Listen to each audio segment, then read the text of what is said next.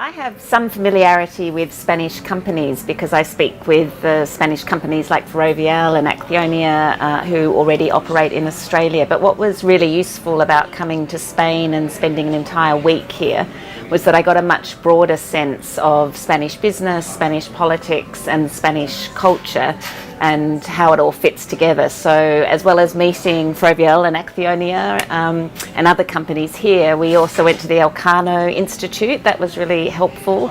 And to the Ministry of the Interior today, and we got a sort of real understanding of how the government involvement in infrastructure and the history of Spanish infrastructure and transportation and why it's developed in the way that it has, and also why Spain at the moment wants to become more international and why it's seeking to expand in Australia. So I think for me, I think that was probably the best reason to spend a week and come here.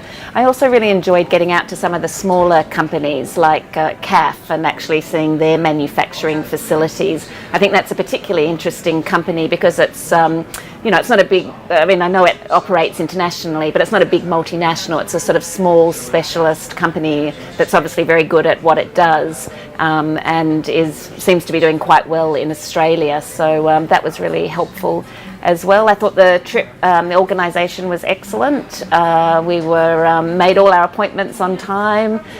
We also sort of got a good range of technical visits, seeing motorways and rail companies, as well as sort of being able to sort of sit down at lunch and dinner and actually have discussions. I guess the one thing that I would ideally like to see in the future is that when we had dinner at the Australian Embassy, we met some of the same Spanish companies that we were meeting elsewhere. I think that would have perhaps been a good opportunity to either invite companies that we weren't meeting on other days, or it would have been great, I think, also to see Australian companies who were operating in Spain, if there are any operating in the sort of infrastructure and transport sector, just to see if there is a genuine exchange of knowledge between the companies other than the four of us coming here and spending this week.